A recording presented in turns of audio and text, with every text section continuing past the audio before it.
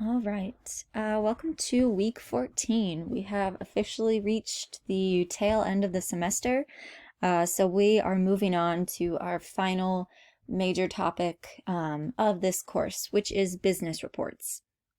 So a business report, like I talked about in the week 14 schedule, is actually what you're going to be composing for your final project. So these next 2 weeks are going to be focused a lot on laying the groundwork for composing an effective and well-written business report. So just to kind of give some context on reporting in the digital age, as the textbook calls it, workplace. So reports in a professional setting are really important. Efficient reporting is what helps companies make major decisions, whether that's something like launching a new product, improving customer service, employee satisfaction, all of those things are almost always going to be the result of some sort of report. Reports can vary greatly in length, content, form, and formality level, which we're going to touch on all of that a little later in this presentation, and you've seen it as you read chapter 11. But it's all really related to the context and the audience and the purpose, which we'll discuss a little bit further later on.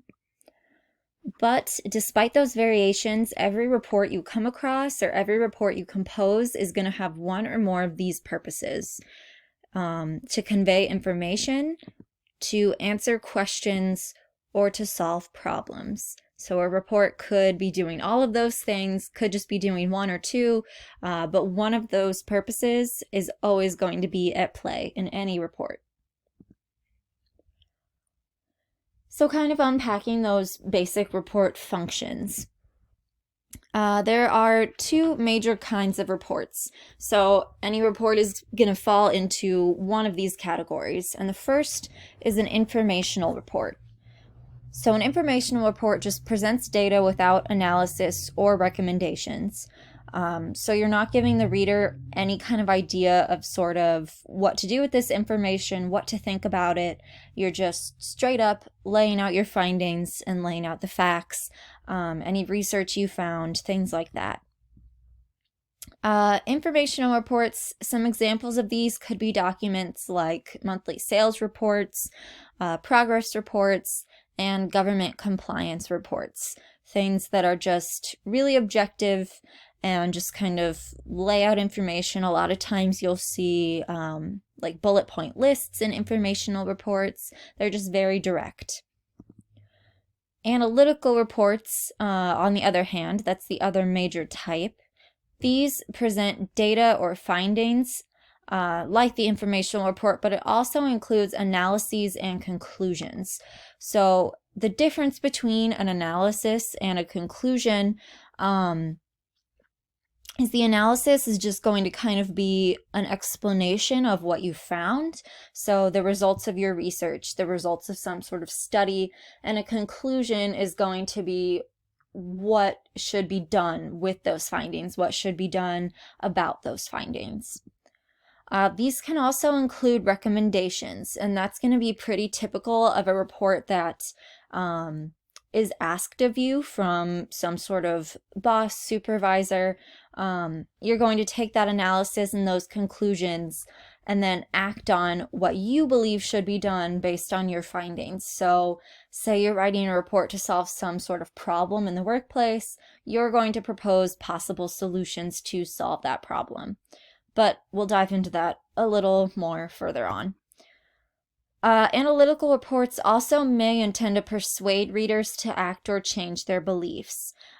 So they might take that kind of persuasive tone and might be trying to make some sort of argument. Organizational strategies of reports. So we've talked about this in several different chapters, but coming back to it, reports can take on either the direct or the indirect strategy, but those strategies kind of have unique attributes when they're used within the context of reports.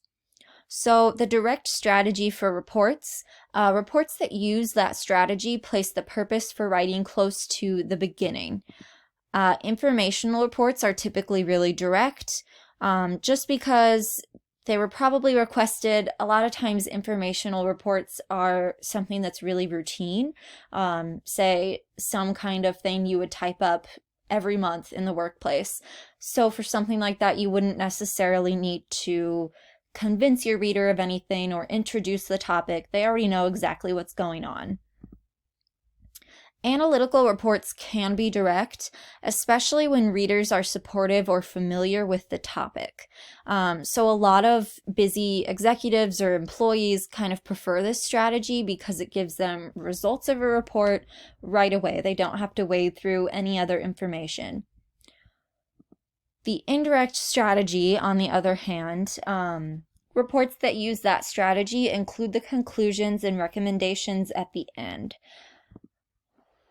This is really helpful to use for readers who are unfamiliar with the problem or when they may react negatively to findings. So if you found some sort of statistic that, say, is going to really increase the money that your company is going to have to spend every year or something like that, you may want to include that finding at the end of your report, so you can kind of soften the blow a little bit and introduce why you're coming to that conclusion earlier on. So it kind of prepares your reader for that sort of negative news. And again, that goes back to strategies we've talked about when we introduced indirect strategy, when we talked about presenting negative news. Indirect strategy can really be preferred by a lot of readers when it comes to reports because it kind of seems to follow a typical thought process. So it presents the problem, talks about facts, and then presents the solution. So it seems very logical and rational. So the indirect strategy may be your preference when you're composing your own sort of report, but depending on the context or what you're trying to achieve, you can use direct. This is a graphic from the textbook that I just think is kind of useful when it comes to direct and indirect strategy. So lays out up here why you would want to use a specific strategy, and then it shows you how a report could be laid out. Very broadly, of course, when it's using this strategy. So an informational report using the direct strategy, introduction, background, facts and findings, and summary.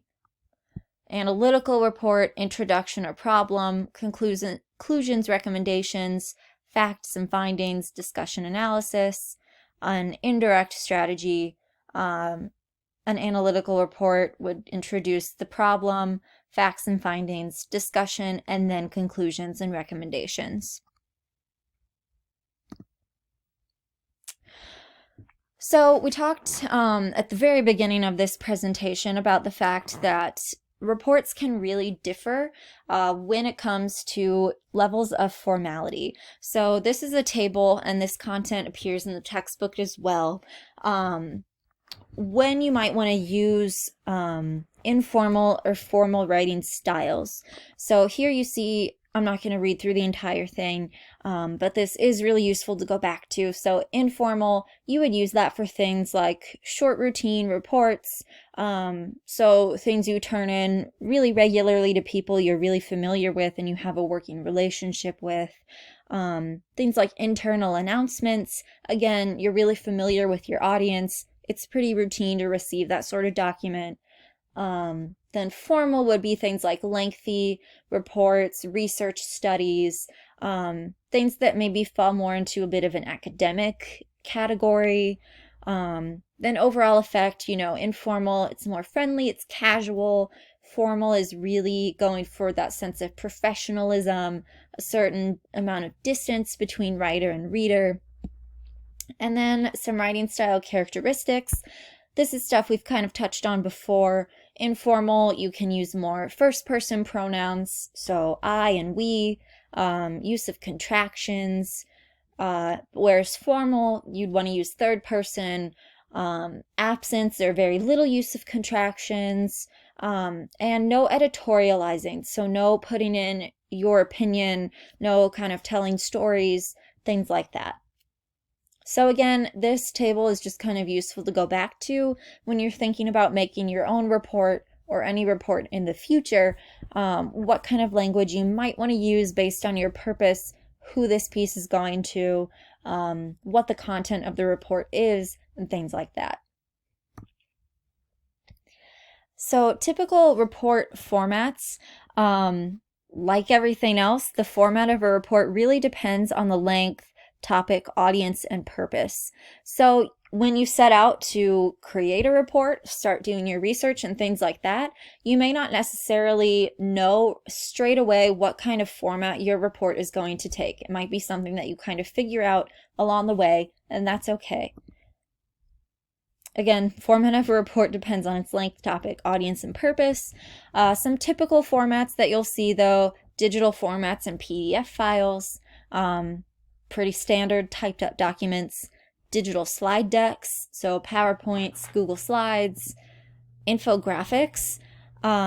These are great and can be really useful to combine with other formats if you're making a really lengthy or formal report, especially since there are a lot of good free tools online now that help you make infographics, which if you're interested in later on, we'll talk more about. Email and memo formats, these work really well for the more routine, internal sort of reports. Forms and templates, a lot of times, when you're in a company, there will already be some sort of template in place that you can just go ahead and use for a report. A certain kind of formatting that your company has found really effective or useful. So that's just kind of built in for you. They can take a letter format or a manuscript format.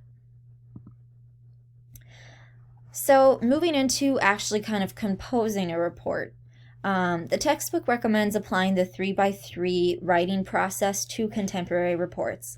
And if you remember the 3x3 writing process from way back when, but it kind of breaks things down into 7 steps rather than just 3.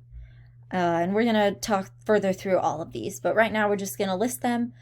Step 1 is analyze the problem and the purpose. Step 2, anticipate your audience and issues. Prepare a work plan, which is actually what you're going to be completing for your assignment this week. Conduct research. Organize, analyze, interpret, and illustrate the data. So this is what you're going to be working on next week in anticipation for your final project.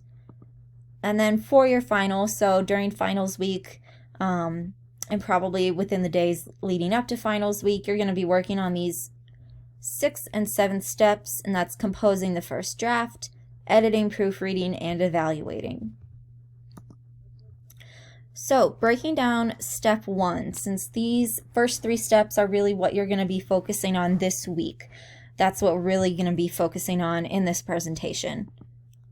The first step of a report is understanding your problem or task clearly. To do this, you want to come up with a problem statement and then a problem question.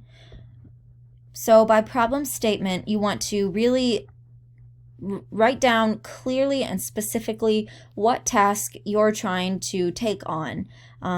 So are you going to try to be making some sort of recommendation? Are you answering a question of your boss? Are you trying to solve some sort of negative problem that keeps occurring in the workplace?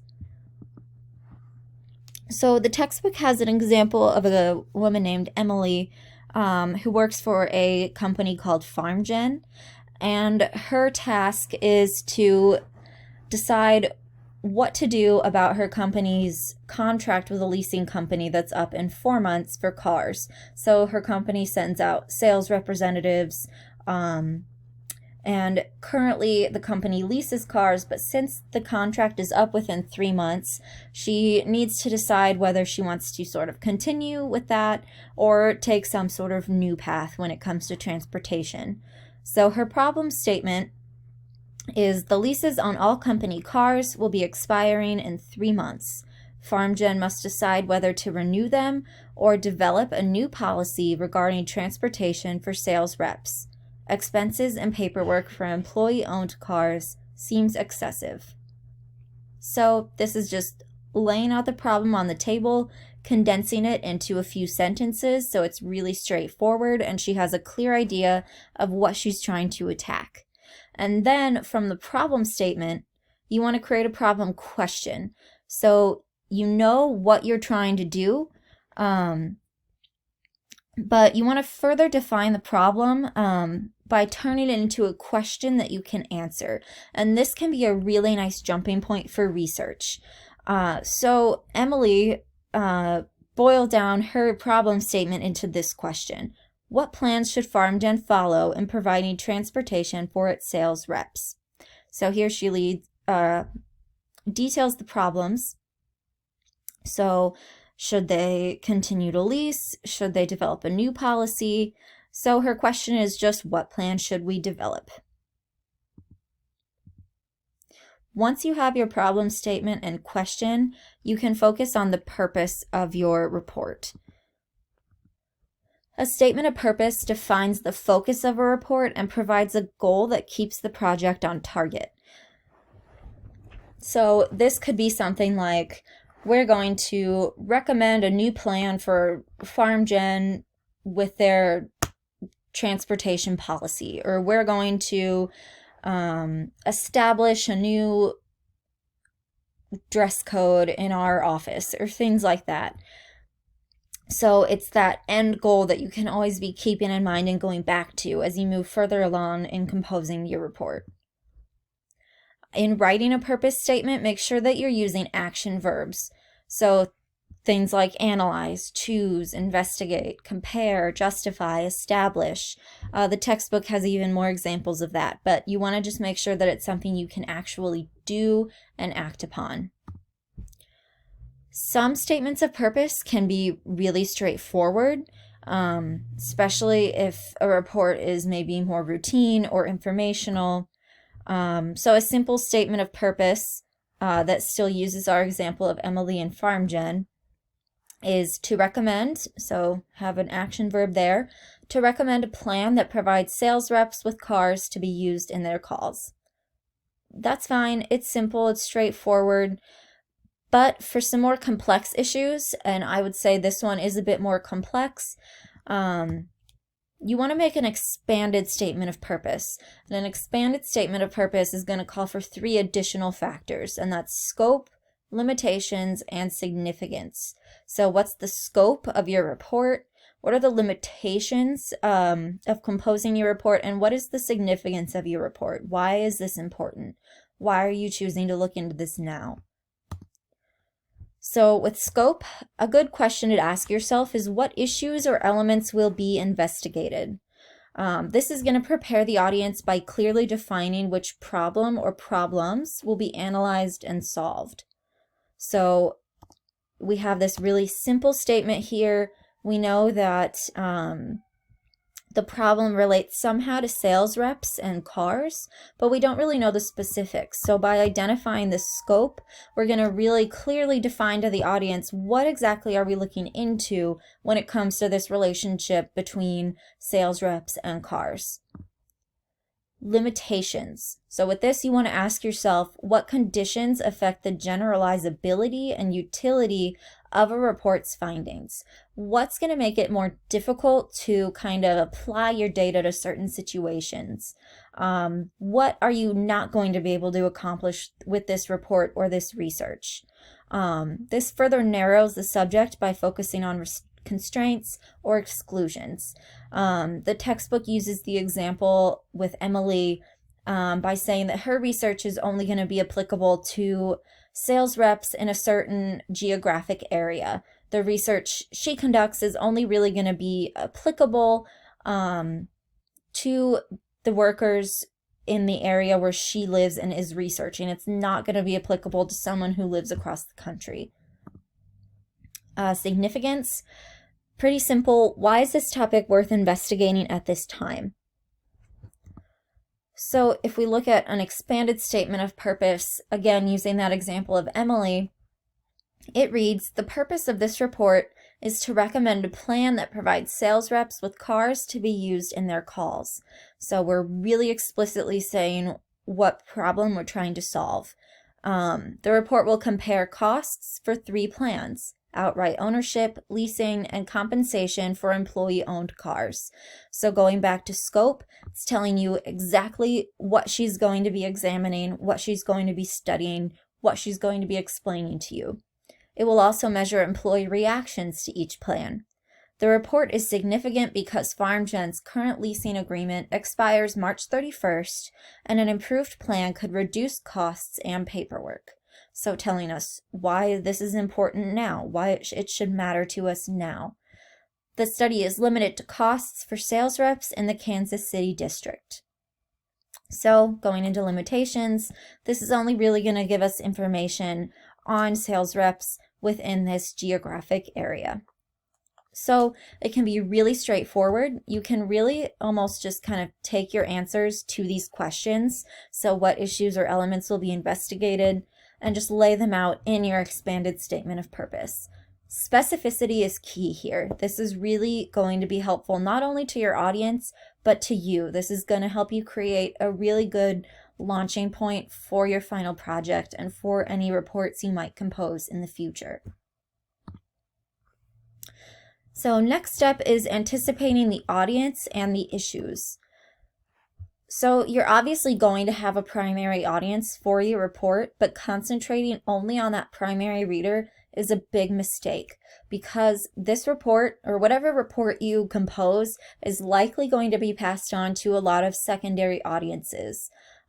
Whether they're in your company, whether somehow your report is published and other people are going to be reading it for their own research purposes, you want to make sure that you're taking into consideration your secondary audiences as well. So who could this possibly reach? We talked about this a long time ago, I think back in maybe week 2 or 3, but you always want to anticipate what other sets of eyes are going to be on this thing that I'm writing. So to do this, try considering these questions. What do your readers need to know about this topic? What background information are they not going to have? What do they already know? So are they already kind of experts in whatever you're writing about, or are they going to need definition of, company-specific terms? Similar, what's their education level? Are you going to be able to use, really fancy jargon, big words? Are you going to need to lay out definitions? How will they react to this information? Is their reaction going to be positive, or is it some sort of bad news for them? This is going to affect, like we talked about with indirect and direct strategy, maybe how you lay out the information. Which sources will they trust? This is going to guide what kind of research you're going to look for.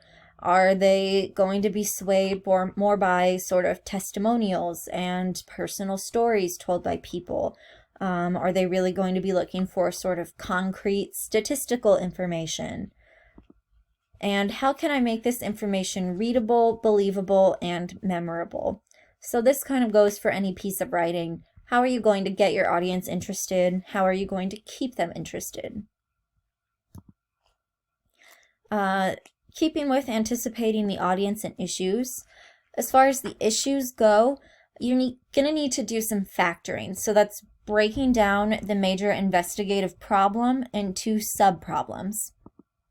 So again, looking at that example of Emily, her big problem is pretty much what they should do about their soon-to-be expired lease. So that's obviously the larger problem, but you could also break that down into some smaller problems. So should FarmGen purchase cars outright? So that would be one solution or recommendation based on her larger problem. But with that comes its own question. So if you were going to purchase cars outright, how much capital would be required? How much would it cost to actually purchase the cars? How much would it cost to insure, operate, and maintain these cars? And do employees prefer using company-owned cars? So there you kind of have one sub-problem broken down and some questions related to it. And asking these kinds of questions and breaking down your problem further, again, is going to really help you figure out what information you need to find throughout the course of your research and what kind of information is your audience going to be looking for when they read your report. Another sub-problem would be, should FarmGen lease cars? So should they just continue their lease or their contract and continue leasing cars? Sub-questions for that. What's the best lease price available? How much would it cost to insure, operate, and maintain leased cars? And do employees prefer using leased cars? So each larger problem, each major investigative problem and subproblem can pretty much always be broken down further. So make sure when you're looking at your overarching topic and the subproblems you break it down into, that you're really breaking it down into the nitty-gritty detail, especially things like cost, satisfaction, feasibility. These are all really important to consider, and again, it's just going to serve as a nice launching pad for your research. You're going to have kind of a clear map of what you need to find and where you need to go. So step 3 in that 3x3 writing process for reports is preparing a work plan. And like I said, this is what you're going to be doing for your assignment this week. You can kind of think of this as a sort of extended outline for your eventual final report. A good work plan includes a few different components. A statement of the problem, which we talked about earlier on. Statement of purpose, and that's including the scope, limitations, and significance. We said earlier that not every report needs to have a statement of purpose that includes those 3 factors, but for our purposes, we're going to be working with issues that are a little more complex, so you'll want to include those 3 things. A research strategy, including a description of potential sources and methods of collecting data, and a tentative outline that factors the problem into manageable chunks. This doesn't necessarily determine the order or content of the final report. A good kind of thing to use for your outline would be just sort of recycling those sub-problems that you broke your major investigative problem down into. So like here, these questions could work really well for an eventual outline in a work plan. It's just kind of guiding you through what are the smaller details, arguments, findings going to be that I'm going to talk through in my report. So after a tentative outline, you'll include a work schedule. So roughly how long is this going to take? How are you going to kind of block out your time? So for the purposes of our work plan, you'll kind of detail how are you going to spend the next 2-ish, 3-ish weeks working out this problem, working through your research strategy, and actually composing your report. There's a really good example of a work plan for a formal report in the textbook. It's on page 401. For your own work plan, I would highly recommend following that format. It's very straightforward, it's easy to follow, and it's going to be easy for you to use eventually in making your report.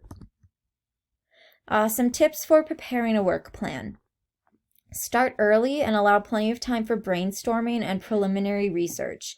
While a work plan is really straightforward, it is still pretty complex because you're still breaking down that larger problem and you're working with a lot of moving pieces, figuring out how you're going to execute this project over the course of, in our case, a couple weeks, but in some professional cases, these reports can detail findings from like months or even years. So you want to make sure you allow yourself plenty of time.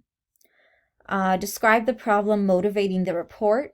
So again, walk yourself through that process of creating your problem statement, your problem question, figuring out the scope and the limitations of your major problem. Really work through that step of analyzing the problem and the purpose. Write a purpose statement that includes the report's scope, significance, and limitations. Describe the research strategy, including data collection sources and methods.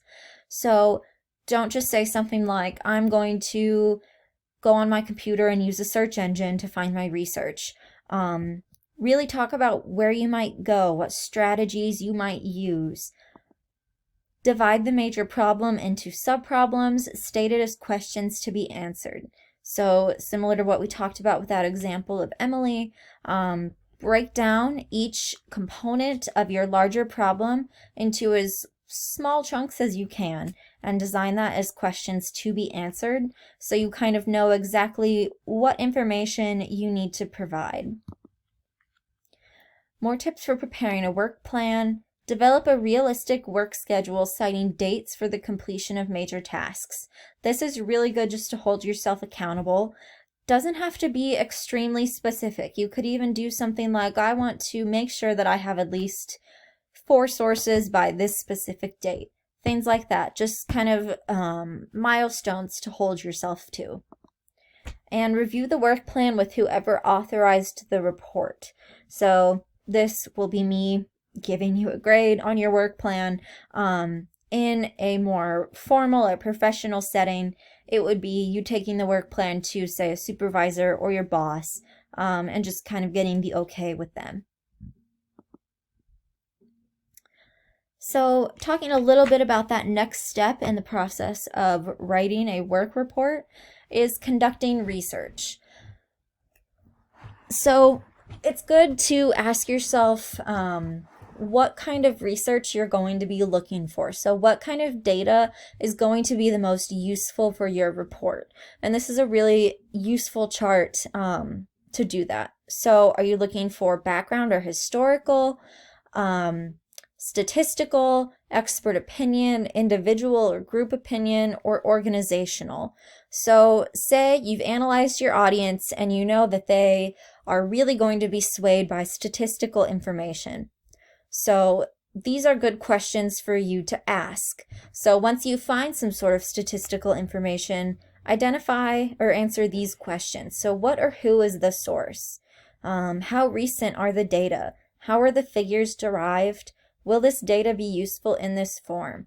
So this is going to tell you, is this source actually useful to you? Is it worthwhile? Is it credible? Should you turn it into some sort of infographic and cite the original research? These questions are going to be really good to ask yourself to make sure that a source you found is actually going to be of use to you. Because if you've ever done research before, you know that there is a lot to wade through. So these questions can be really useful for just kind of moving through sources a little bit more quickly and making sure that you have a few really strong, solid sources, and you can move on to actually working with that data and writing up your report. A little bit of advice on locating secondary sources. So just as a reminder, you may have learned this before, primary sources result from first-hand experience and observation, whereas secondary sources come from reading what others have experienced or observed. So if you go on and find some sort of article, academic piece, or what have you on your topic, that's a secondary source. Nearly every research project should start with finding secondary sources. Most likely your topic has been written about before. You don't need to reinvent the wheel by immediately trying to create some sort of primary source. There's probably going to already be information and data that's going to be useful to you and your audience. When using online sources, which is probably how I'm assuming most of you are going to find your secondary sources, you want to be careful to evaluate 4 important criteria. So the first is currency. So ask yourself, what's the date of this web page or this publication? Is some of the information obviously out of date?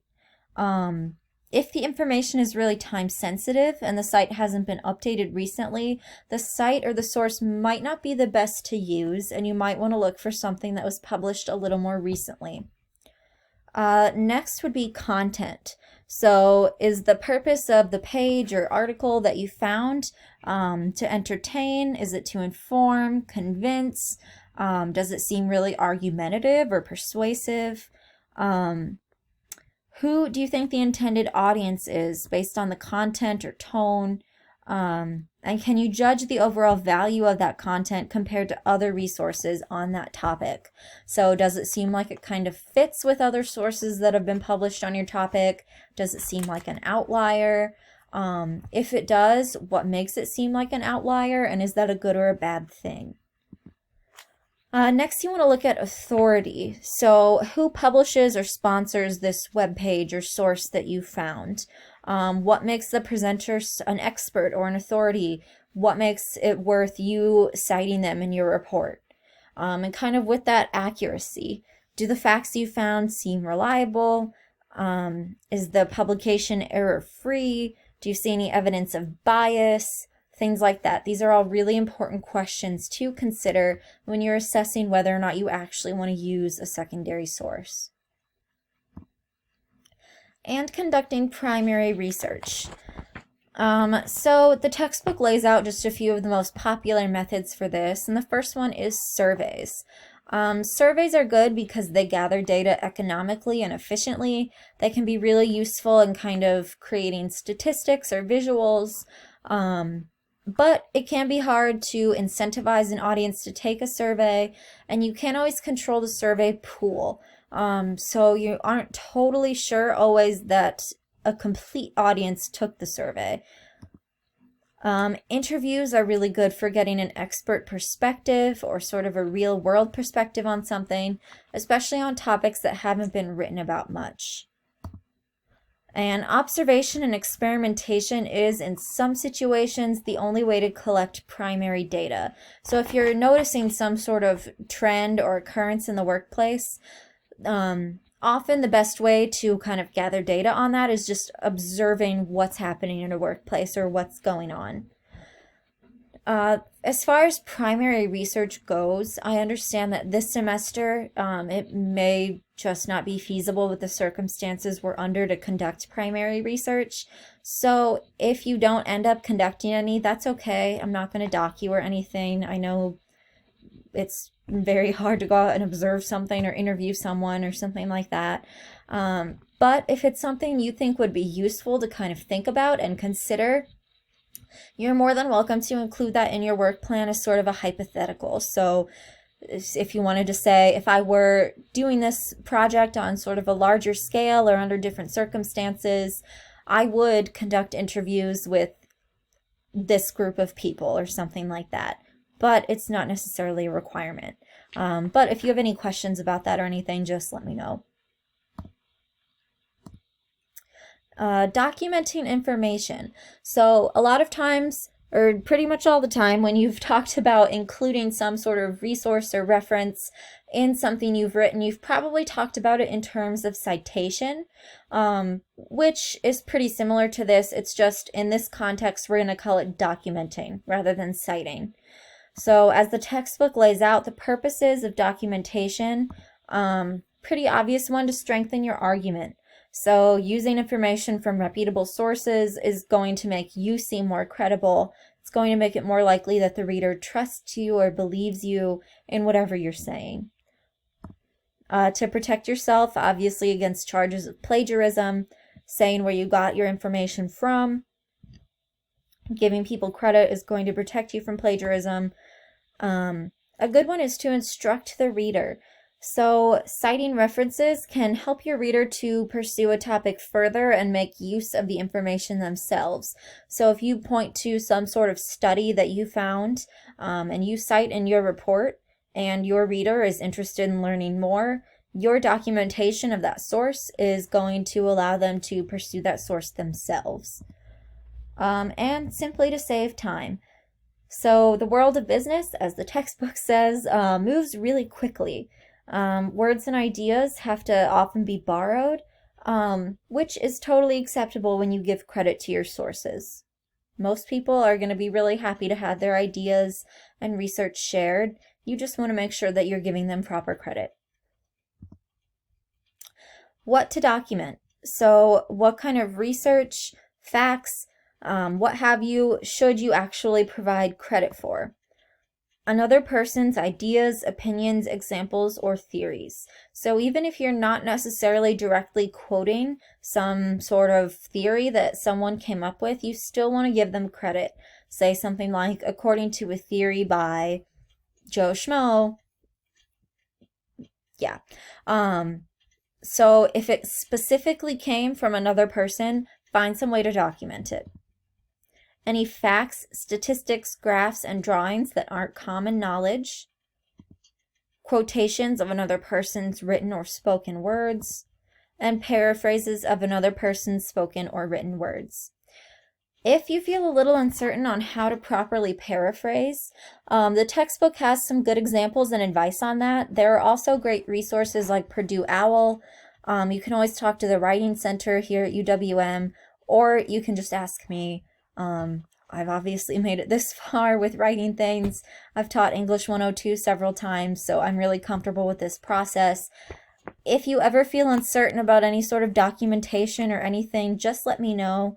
I have faith in you that you're all going to do your best to document everything. I'm not going to, immediately report you or something if something isn't properly documented for plagiarism. I'll talk to you first. It's not always intentional, and you just always want to err on the side of caution when it comes to documenting. It can be really easy to slip up and actually pass someone's idea as your own. So just always make sure you're proofreading and being really careful with how you're presenting information. And again, if you're ever uncertain, let me know and I can help you or point you to some resource that would help you with that.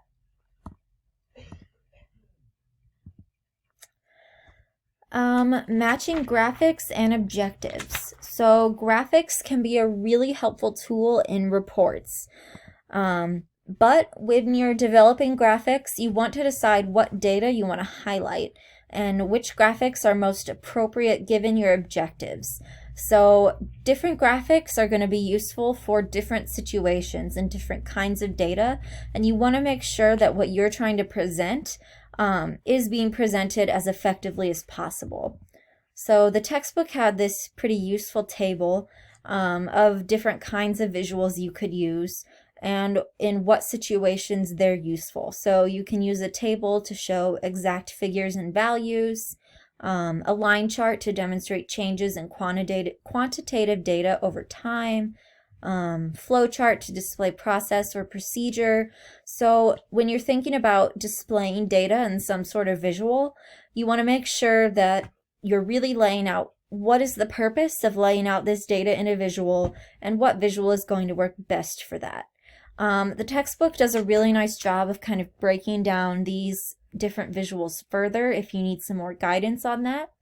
And there are lots of free tools to help you make different graphics. So there are websites that help you compose pie charts, Word, Excel. They all have different tools for that. The website Canva is really good for things like flowcharts and illustrations. But we'll talk more about that later on when we're kind of moving into the research composition phase of reports. Incorporating graphics in reports. So you want to make sure you take these steps. First, evaluate the audience. Graphics can take a lot of time. They can be costly, so if you're having to print your report for some reason, think carefully about how many graphics to use, and think about how valuable your audience is going to find graphics. They may be more comfortable with really text-heavy documents. It all depends on the context. Use restraint. Don't overuse different colors. Don't use bright colors that are really difficult to read. Don't use a lot of decorations. Make sure you're still having a really professional tone and air when it comes to your use of graphics. Be accurate and ethical. Double check all graphics for accuracy of figures and calculations, and be sure that your visuals aren't misleading, whether that's accidentally or intentionally. We've probably all seen an example of some sort of misleading bar graph that really leads viewers or readers astray as far as what information they're being given. So don't dramatize your information. Make sure it's very objective. Introduce a graph or visual meaningfully. or meaningfully.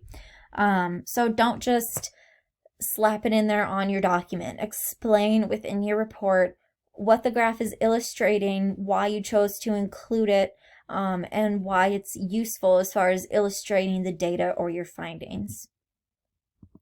And choose an appropriate caption or title style. So graphics need to be titled so they have some context for your reader, but you can use two different kinds of titles. So first is a talking title, and that's going to be more persuasive and sort of tell a reader what to think. It's going to give them a nice preview of what your argument is. An example of that would be Rising Workplace Drug Testing, Unfair and Inaccurate. Telling your reader right out of the gate what your stance is on this and how you're going to be presenting this information. On the other hand, there's descriptive titles, which describe facts more objectively. So an example of that would be Workplace Drug Testing up 277%. So one or the other isn't necessarily right or wrong, it just depends on your purpose. So now that we've kind of talked through those steps, talked a little bit about actually composing a report and a work plan, your next moves for this week are going to be reading the work report assignment prompt.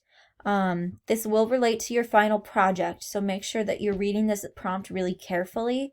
And if you run into any questions, no matter how small, just let me know, because this is going to be used as sort of the platform for your final project. So you'll go back through either chapter 11 in the textbook or this presentation or the slides, and follow through those steps of creating your problem question, your statement of purpose, things like that, and you'll complete your own work report based on the topic you've chosen and turn it in on Canvas. You have a list of topics to choose from on that assignment prompt, but if you read through those and just really feel that none of those topics are really speaking to you, let me know and we can work something else out and come up with a topic that's more interesting and useful to you. Okay, that's all I have for this week. If any of this is confusing, overwhelming, you need any sort of further clarification or have any questions, just let me know. Send me a message, set up a meeting with me. I'm more than happy to help. I know that things are about to pick up and get really stressful, so anything you need from me, don't be shy. Ask whatever you need. I'll be in touch. Please have a great week, and I'll talk to you later.